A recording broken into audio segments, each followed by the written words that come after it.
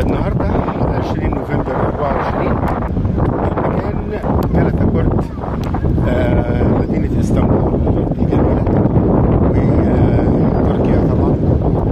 الحقيقة المكان هنا أحلى ما فيه إنه بيجمع ما بين بحر مرمرة اللي هو ورايا على طول، وعلى اليمين مباشرة هو مضيق البوسفور زي ما احنا شايفين كده بالشكل ده، وعلى اليسار زي ما احنا شايفين الخليج، 3 مواقع بحرية زي ما احنا شايفين كده الخليج، وبعدين بحر مرمرة في النص ورا مني على طول زي ما احنا شايفين كده، وبعدين على اليمين مضيق البوسفور الجميل اللي هو بيربط ما بين بحر مرمرة والبحر الأسود.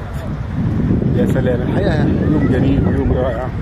شكرا سعادة السفير صالح قطلوشان، شكرا جزيلا للسيد عبد الرحمن الشاب الواعد الصاعد المستشار الإعلامي للسفارة التركية السيد عبد الرحمن فادي، شكرا جزيلا.